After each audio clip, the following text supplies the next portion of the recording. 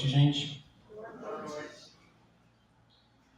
Já vou começar pedindo desculpas para vocês, porque eu vou fazer uma coisa que eu não gosto muito, que é ficar pegando aqui os tópicos da palestra no telefone, porque fiquei sem impressora hoje.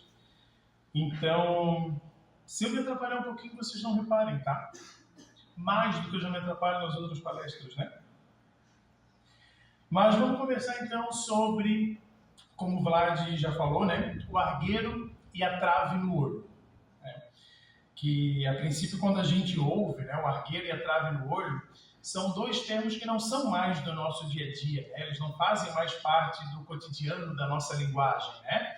Mas a gente tem que lembrar que, como vários outros temas de palestra, né, gente que vem aqui na casa, que estão à disposição, né, em várias plataformas na internet, que, né, estão, na verdade, lá no nosso Evangelho, lá no Livro dos Espíritos e em tantas outras obras tão importantes, são parábolas de Jesus, né, gente? E aí, obviamente, como Jesus fazia, né, ele acabava trazendo o conhecimento do povo, o conhecimento daquela população, daquele local onde ele estava, o que eles já sabiam para conseguir exemplificar as situações, né?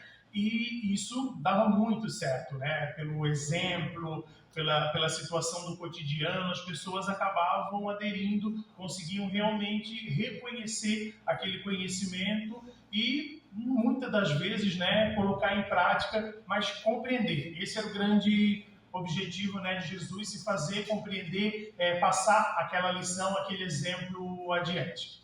E o argueiro e a trave no olho, a gente precisa começar já desmistificando, né, colocando o que significa de fato isso. Argueiro, gente, é um outro nome, é um sinônimo para cisco. Né? Então, cisco no nosso olho. Só que hoje, né, não se fala mais, é uma palavra bem arcaica, né, argueiro. Né? E aí a gente vai confundir ainda com arqueiro e, né, outras situações. Então, argueiro é a mesma coisa que cisco. E trave, né, a gente pensa, devido ao hoje em dia, né, a gente pensa em trave de futebol, mas trave, né, gente, é um pedaço de madeira grande. É isso. Tá? Então, em suma, e eu poderia acabar a palestra aqui, porque vai dar a grande essência de toda a situação. Jesus está querendo dizer que nós acabamos vendo o cisco no olho dos outros, o detalhe, aquela coisa mínima, que na maioria das vezes não vai fazer diferença para a pessoa que está falando, mas não conseguimos ver essa trave, essa tora, esse pedaço enorme de madeira que está no nosso próprio olho. Porque é muito mais fácil eu olhar para o outro e apontar os erros, as situações do outro. Então, na verdade, essa palestra, esse recado, né, essa parábola, ela vai falar sobre a situação da indulgência e do julgamento, né? Do julgamento e a necessidade da questão que a gente deve ter da indulgência, né? Em realmente não ver, em não julgar, em oferecer a mão ao invés de jogar a pedra. É toda essa situação. E sobre isso, eu separei aqui para a gente começar algumas frases sobre essa questão do julgamento. Frases essas, né, que aparecem em diversas obras espíritas, e eu vou fazer a rápida leitura aqui para vocês. A primeira delas é: se nos julgamos melhores que os outros, por que esperamos deles melhores atitudes que as nossas? E é uma situação muito contraditória se a gente for pensar. Porque a gente julga, e nesse julgar, na maioria das vezes, a gente menospreza, mas a gente acaba esperando que as pessoas tomem uma atitude mais nobre, uma atitude melhor do que a nossa. Como se você acabou de julgar que ela é menos? Então fica essa incoerência do nosso pensamento, muitas vezes. Involuntária, sim, mas é um vício. É um vício que a gente acaba trazendo e alimentando e passando à frente, né? Também, não devemos julgar a vida dos outros, porque cada um de nós sabe de sua própria dor e renúncia. Ou deveria saber, né, gente? Ou deveríamos. Mas não é o ponto. Se não sabemos, menos motivo ainda para a gente ficar julgando, não é? A gente não deveria julgar nem sabendo do contexto, nem sabendo da situação. Se não sabemos, menos ainda, então. Mas é o que acontece? Claro que não. Quem julga demonstra a sua própria imperfeição. E aqui vem de uma frase, né? Que no cotidiano, na rotina das pessoas, é um senso comum, na verdade, ela não tem um campo de conhecimento apenas, né? Ela vai ser bem abrangente, que é aquela situação, quanto mais tu fala do outro, mais eu conheço sobre você. Porque eu consigo ver a maneira como você fala daquilo, a maneira, o que você acha daquela situação, eu consigo perceber o seu sentimento sobre aquilo. E é o seu ponto de vista sobre aquela situação, né? Não é um fato, vamos dizer assim, a gente não tem a certeza. Eu sei por você. Você está me contando. Mas a maneira como você conta acaba me dizendo o que você pensa daquilo. Se você agiria daquela maneira, se você concorda ou se você discorda dessa situação. Também, a verdadeira sabedoria reside na capacidade de compreender e perdoar, não em julgar. Difícil? Bastante. A gente está aí na busca, né? Todos os dias. De ter mais sabedoria. E não, às vezes, tanto conhecimento. Às vezes a gente só quer conhecimento, né? E não vai atrás da sabedoria. E são duas coisas distintas, né, gente? Eu sempre gosto de dizer que o conhecimento você adiciona. É tudo aquilo que você adiciona. Sabedoria é tudo aquilo que você subtrai. Tudo aquilo que você consegue tirar da sua vida. Enquanto que o conhecimento é o contrário. Ou, também, conhecimento é aquilo realmente que você consegue adquirir, saber sobre as coisas. Sabedoria é aquilo que você faz quando consegue usar esse conhecimento. É o que você faz com o seu conhecimento. A sabedoria. Ou a falta de, né? Também. Acaba nos dizendo isso. E também, outra frase é: a indulgência para olharmos os que erram com olhos de quem sabe que o equivocado é sempre um espírito enfermo. Vou repetir para vocês. A indulgência para olharmos os que erram com olhos de quem sabe que o equivocado é sempre um espírito enfermo. Gente, para estarmos aqui nessa oportunidade chamada planeta Terra, nessa encarnação, é porque todos nós temos uma, sendo bem sutil, né? Ou muitas e muitas coisas a curarmos, né? Todos nós temos enfermidades aí no nosso perispírito para serem trabalhadas. Algumas mais graves, algumas mais sutis, mas isso também é questão de ponto de vista e muito particular para cada um. Porque, aquela velha história, o que pode ser muito difícil para mim, pode ser tranquilo para você, e vice-versa. E, por último, não menos importante, a espiritualidade não julga, ajuda a encontrar a luz. Essa eu achei formidável, por isso que eu deixei por último aqui. A espiritualidade não julga, ajuda a encontrar a luz. E como a gente vê de fato, né, em tantas obras, né, nos filmes que agora estão sendo feitos com uma frequência bem maior, né, o que nos deixa bastante animado pela questão da abrangência, né, do espiritismo. A gente vê muito, né, muito exemplificada essa situação do auxílio sem questionamento. Porque todos nós já passamos por essa situação. Todos. De que você precisa de alguma ajuda, você está num momento delicado e tudo que você não quer naquele momento, é um momento específico, vai passar. Você tem que ficar dando explicações. E tudo que a outra pessoa quer é um monte de explicações, é um monte de justificativa para ver se na cabeça dela você é digno da ajuda dela. Isso tudo, mais uma vez eu falo, gente, é de forma, na maioria das vezes, inconsciente, na maioria das vezes involuntária. Mas acontece. Não é porque é involuntária, não é porque é inconsciente que está certa, né? Sendo que esse certo também é um ponto de vista. Mas, né? Imagine, acontece alguma coisa, a gente não está no momento legal. E a gente precisa de uma acolhida. Só acolhida. Só. E a gente está disposto. Quando passa, a gente passa por esse primeiro momento da acolhida, né? Por esse primeiro momento ali delicado, esse momento difícil, esse momento em que a gente deixa, de repente, né, uma emoção tomar conta da gente, e acontece com todo mundo em algum momento. Se nunca aconteceu com você, spoiler, vai. Em algum momento vai. E aí o que vem, né, gente, é que nós queremos apenas esse abraço, essa palavra, que alguém te ofereça uma água, por mais que você não esteja com sede, como a gente costuma fazer em escola com criança, né, uma água com açúcar. Às vezes nem tem açúcar. É o efeito placebo que a gente diz, né? Não, eu tenho um remedinho aqui, eu vou te dar. E não dá, né? Não pode dar remédio para criança em escola. Diz, ó, o remédio está aqui, ó. Te colocou 5 gotinhas aqui para você, pode tomar. Dá 5 minutos, tô melhor. Passou.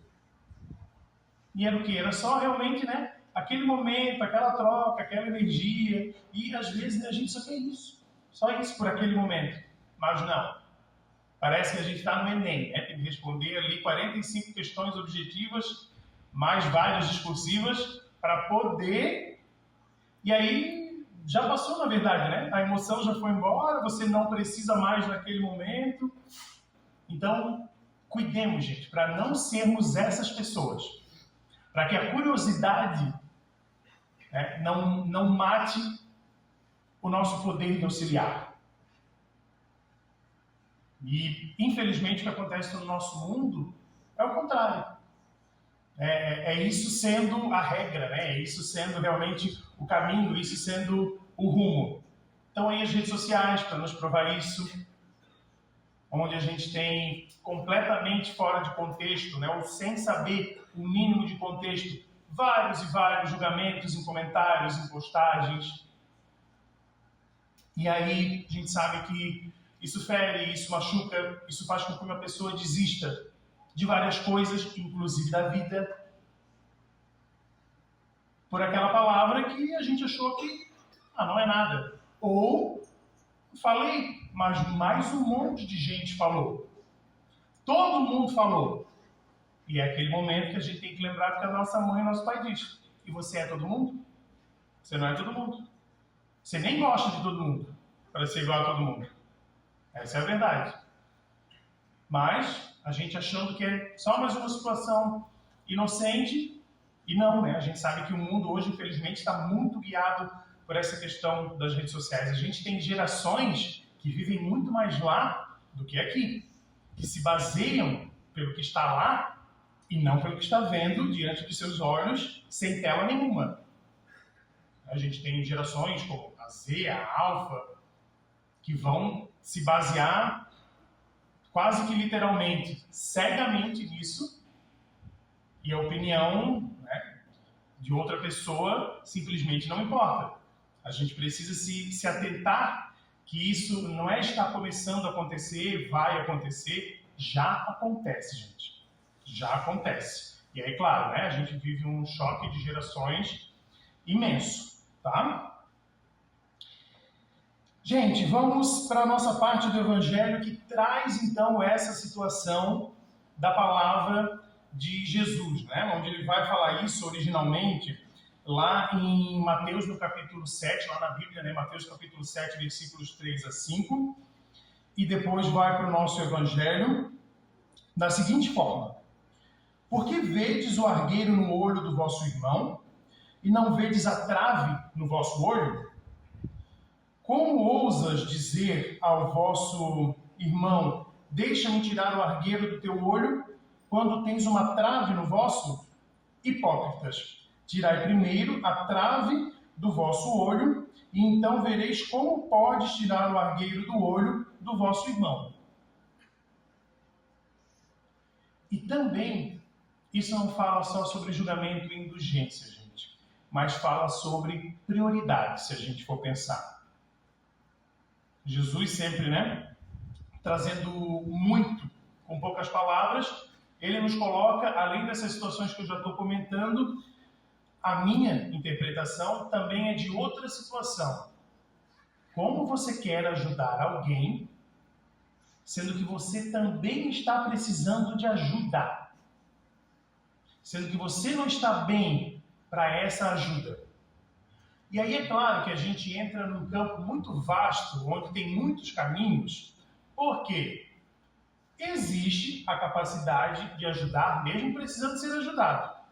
Mas a gente chama a atenção aqui nessa situação para aquela coisa em que eu não tenho como ajudar, mas eu também não consigo admitir.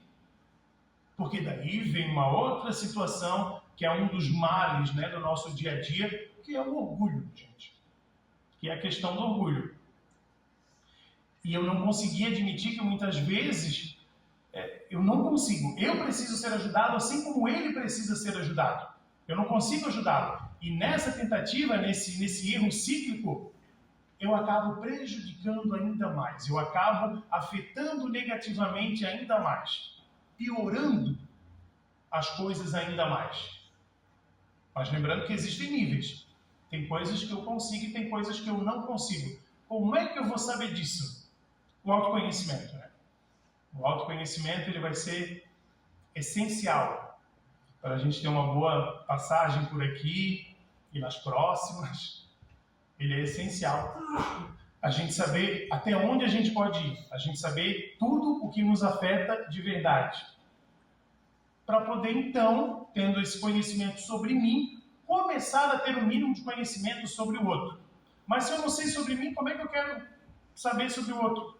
É porque a gente acha mais fácil, enquanto seres muito visuais que somos, estar na minha frente, eu consigo ver de forma completa, significa que eu consigo fazer, que eu posso fazer, quando na verdade, não. Não é assim tão simples, Esse conceito, principalmente para essas situações espirituais, Então, voltando lá à palavra de Jesus, gente, ele dizia algo, mais ou menos dentro desse sentido. Você está preocupado com o que o outro faz, com o que o outro tem, mas não está vendo aquilo que você mesmo está fazendo ou não consegue fazer. Então, também a gente tem situações no nosso dia a dia que vão exemplificar essa situação, tá? Porque fulano fala alto demais. Ou porque aquela pessoa sempre está falando, me interrompendo. Sendo que eu não vejo que eu acabo interrompendo também. Que eu não falo alto. E eu me orgulho disso. Mas eu não falo alto porque eu estou sempre cochichando falando de alguém para outro alguém. Então eu realmente não posso falar alto. Então é esse tipo de situação no nosso dia a dia, na nossa prática, na nossa vivência. Eu vejo aquilo que o outro faz que me incomoda, mas o que eu estou fazendo? Não incomoda ninguém? E aí eu tenho um recado muito importante para todos vocês. A gente incomoda. A gente incomoda e não incomoda uma pessoa só. Tem pessoa aí que se for tirar a fila do tanto que incomoda os outros, não é pequena. E quando eu falo incomodar é nesse sentido, gente? De que os outros olham e... porque ele é assim, porque ele faz isso. Olha lá, para que está fazendo aquilo lá? Nem precisava. Olha lá. Para que ele é assim? Para que está fazendo aquilo? E aí a gente volta àquele conceito. O que está te incomodando está falando sobre você, não está falando sobre mim. Eu não vou mudar porque você, dentro da sua mente, está, com ansiedade sobre aquilo, tendo, alguma situação negativa que vai, muitas vezes, virar uma situação corporal, física, sobre aquela situação? O outro não vai, gente. Não vai. Ele não vai adivinhar. Ele vai continuar fazendo. Porque a gente muitas vezes espera que por osmose as pessoas... sentiu que me incomodou. Vai parar. E aí imagine que o que incomoda em você, para alguém é uma dádiva. Alguém espera para ver aquilo. Alguém está naquele momento, naquele mesmo local que te incomoda vendo aquilo. Alguém está exatamente dentro das mesmas condições, esperando por aquilo. E aí? O que a gente faz? Porque se deixa de fazer, aquele que está esperando vai, enfim, se decepcionar, se frustrar. Se a gente continua fazendo, aquele que quer que você pare vai se frustrar mais ainda, vai se incomodar mais ainda. Não tem um caminho ideal, gente. Não tem. Ser você mesmo é muito complicado. E você está aqui para ser você. Não se distraia. Lembre disso. Continuando aqui, também uma outra situação, né? Ciclano é muito vaidoso. Mas eu estou preocupado lá com a minha rede social, que eu postei uma foto lá e quantas curtidas eu vou receber. Mas vaidoso é o outro. Eu não. Sempre que eu estou ali, né? Olhando, como o Vlad falou aqui agora no começo, né? Não se permitindo desconectar dessa situação para a vida de verdade, vamos colocar assim. Mas é o outro. E aí, por que a gente faz isso tudo?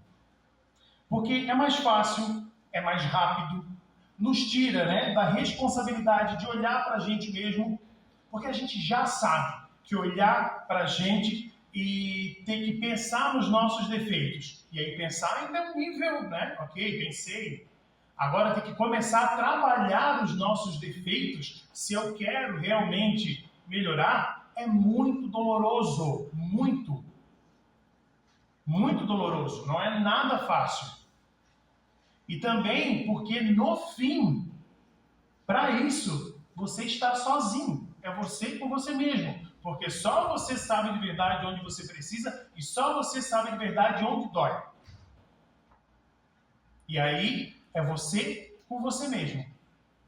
E aí parece incoerente, porque e aí a gente vive entre 8 bilhões de pessoas, a gente vive em comunidade sempre. Como dizem, né, diversas leis morais, não é sozinho que você vai conseguir evoluir espiritualmente. Então por que essa galera toda não me ajuda? Estão ajudando. Aquele problema que aparece no teu dia, aquela incomodação que alguém tem com você, são as oportunidades. Mas a espiritualidade, né, nem a espiritualidade, nem Deus vão chegar, gente, e colocar, ele precisa disso aqui, e colocar lá dentro da sua mente, dentro da sua cabeça, dentro do seu perispírito, pronto. Agora está transformado, fechou. Só seguir para a próxima fase. O que você vai aprender com isso? E eu não sei vocês, mas eu particularmente só aprendo fazendo. E a vida aqui é uma escola onde a gente aprende com a prática. Só. Também, gente, a questão do julgamento, a gente pode colocar ela como a situação em que a gente vai se olhar no espelho. E aí a gente se olhou no espelho, tá com o cabelo um pouco bagunçado. Eu vou lá e limpo o espelho, achando que eu vou arrumar o meu cabelo. Achando que o problema é do espelho. E não é, o problema é comigo. Quando a gente julga, é exatamente isso que a gente faz. A gente tenta consertar no outro o que não tem nada a ver com o outro. Tem a ver comigo. É querer arrumar o seu cabelo limpando, mexendo no espelho. O espelho não vai fazer nada. Também, gente, uma outra situação importante das consequências espirituais. O que acaba acontecendo com a gente nessa situação do julgamento, nessa rotina, né, do nosso julgamento? Endurece o coração. Então a gente vai virando uma pessoa que não se abre para novos aprendizados, não se abre para novas situações onde podem estar inseridos, né, aprendizados. Enfraquece os laços fraternos, porque essa coisa, e a gente tem uma mania disso, né, que eu acho maravilhoso. Eu vou te falar um negócio, mas tu não fala para ninguém. Gente, o dia que isso deu certo, quero dizer para vocês que, inclusive, que a gente, enquanto professor, usa isso de propósito para que todo mundo fique sabendo. Dá super certo. Não dá, Cida? Fala a verdade. Cida, professora, sabe, também sabe, na verdade, né? Tem uma galera aqui que está ligada nisso. Aí a gente faz de propósito, para chegar, melhor meio de comunicação que existe. Chega longe, tá? E aí, isso acaba enfraquecendo esses laços fraternos, né? Isso que eu quis falar agora, a gente é uma forma de julgamento. E aí enfraquece, né, esses laços, porque as pessoas ficam sabendo e não vão, né, gente? Isso não é uma coisa dentro do nosso senso que, nossa, que maravilha, ela tá falando mal de mim, que legal, vou virar super amigo dela. Nossa, vou pedir para ir na casa dela, porque tudo que eu quero é ser julgado ainda mais. Achei uma maravilha. Não.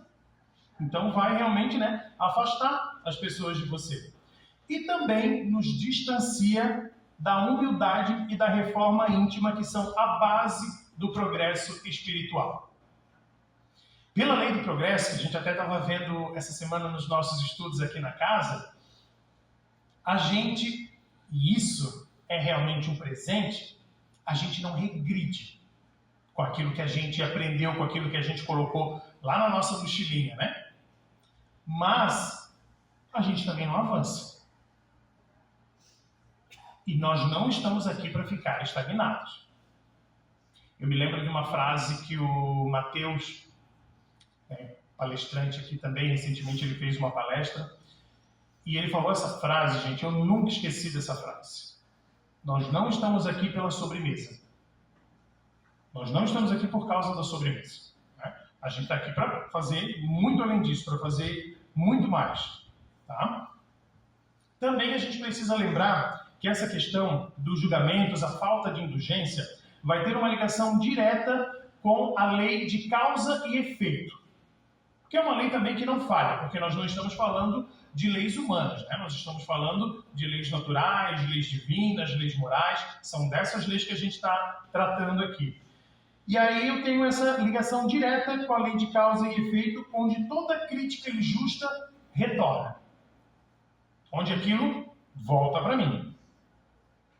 Muitas vezes a gente critica hoje aquilo que nós fizemos em outras encarnações. Ou, como a gente popularmente diz, a gente morde a língua, porque vai fazer depois. Acaba fazendo. Essa situação é clássica do morder a língua na criação de filhos, na criação de netos. Já ouvi gente dizer que, olha lá como ela cuida do filho dela. Quando eu tiver um filho, não vai ser assim. Credo, se vai ser assim. Não vou deixar. A pessoa tem um filho, aí o tempo é rei. A pessoa tem um filho e faz pior. Faz muito mais. Faz 3 vezes aquilo que ela disse que não ia fazer. Então, cuidado, né, gente? Porque a gente não sabe o dia de amanhã. Essa é a verdade. A gente não sabe o dia de amanhã para dizer que nunca vai ser assim. Ou para dizer que nunca mais. Quem dera, mas ao mesmo tempo que graça teria a gente ter esse poder. Também, essa questão, né, da caridade, da nossa reforma, gente, é o óbvio o que a gente tem que fazer. antes de olhar para o outro, olhar para a gente. Por mais que doa. E aí, se a gente for ver pelo ponto de vista externo, nossa, eu vou ter que olhar para mim. Todo dia. O tempo todo. Eu vou cansar? Eu vou enjoar? Porque eu sou sempre o mesmo? Eu sou sempre igual? Imaginem nós aqui. Eu estou aqui. Não vou olhar para nenhum de vocês. Vou olhar só para mim. Só para dentro. O tempo todo. Enquanto eu tenho a oportunidade, gente, de olhar para cada um de vocês aqui, ó. E julgar cada um de vocês. O que aparentemente é muito mais interessante, né? Só que aí é que está o problema. Você olhar para a mesma pessoa. Você olhar para si e você não estar se transformando, você não estar agindo. Porque a ideia é que você olhe todo dia para uma pessoa que está um pouquinho diferente. Porque está trabalhando justamente nessa reforma. Porque está trabalhando justamente nessa melhoria. E aí, claro que vai ser cansativo, claro que vai ser enjoativo quando você acaba não fazendo nada por si mesmo. Não fazendo nada para poder... E aí, mais uma vez, vem um outro julgamento. Porque o outro faz assim e consegue.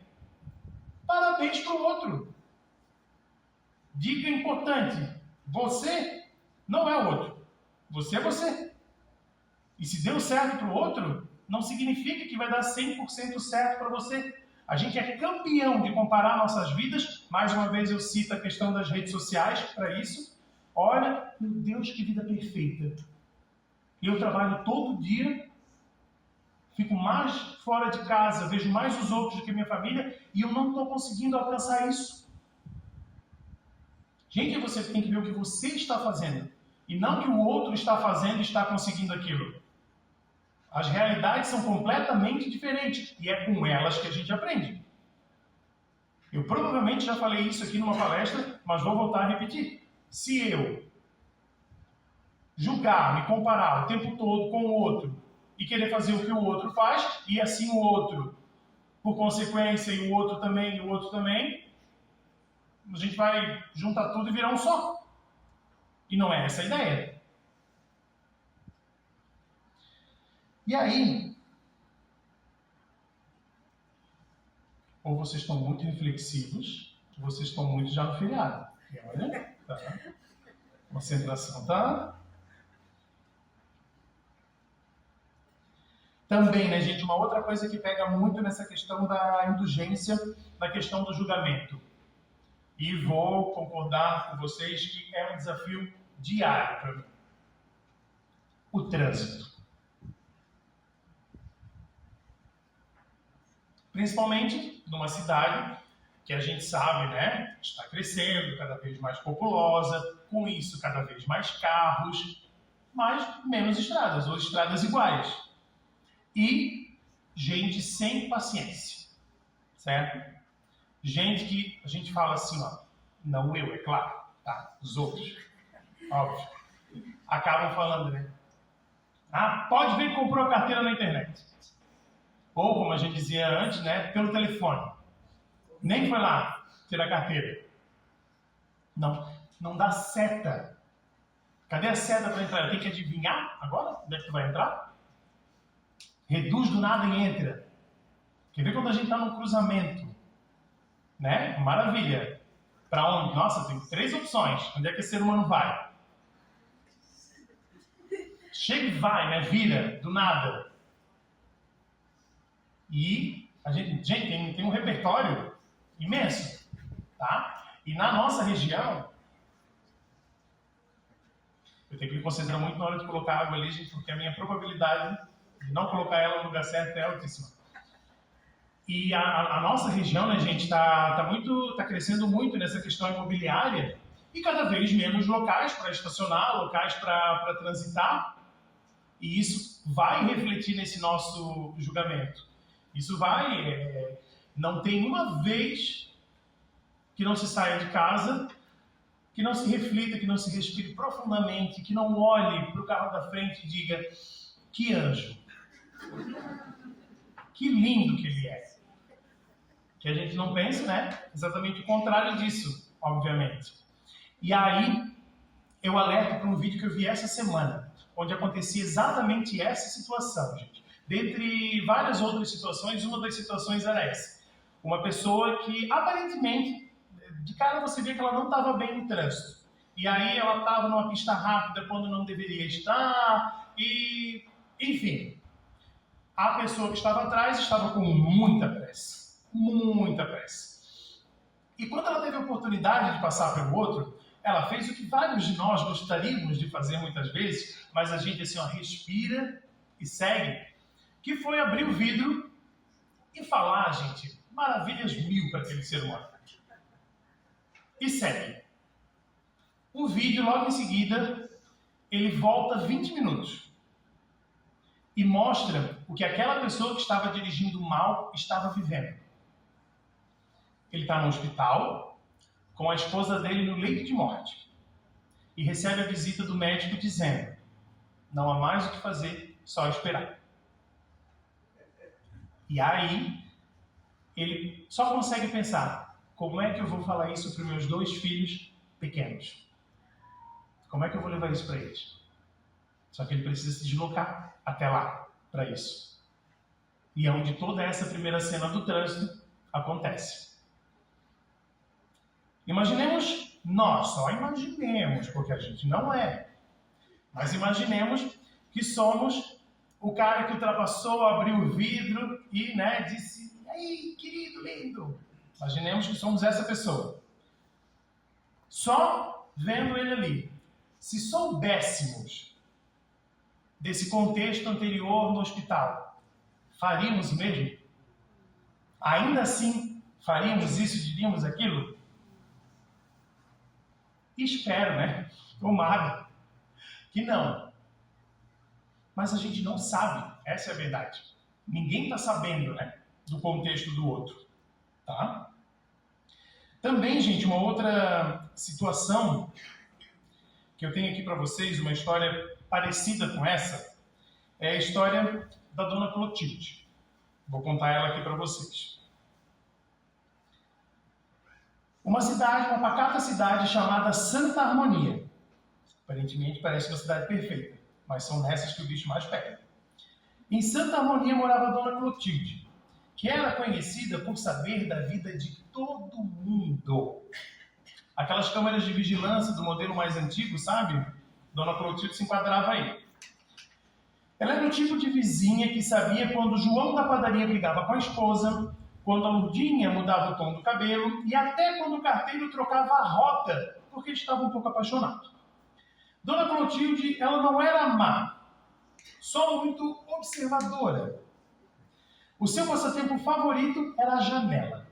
E a sua frase mais comum era: eu não julgo, só comento. Certo dia, ela notou que a sua nova vizinha, a Clara, saía toda manhã com pressa, sem dizer bom dia, sem sorrir, e logo ela pensou, né? Que mocinha antipática. Ela deve se achar melhor que os outros. Passaram-se semanas, e a Dona Clotilde foi colecionando várias críticas silenciosas. A Clara não participava das reuniões do bairro, não conversava com ninguém, e, para piorar, ela vivia com a roupa amassada. Que desleixo, pensava a Dona Clotilde. Um dia, a Clara esqueceu a bolsa no portão. Dona Clotilde, então, curiosa, pegou a bolsa com a intenção de fazer um favor, né, gente? Claro. E quando foi devolver, Clara abriu a porta pálida, com olheiras profundas. Dona Clotilde, obrigada.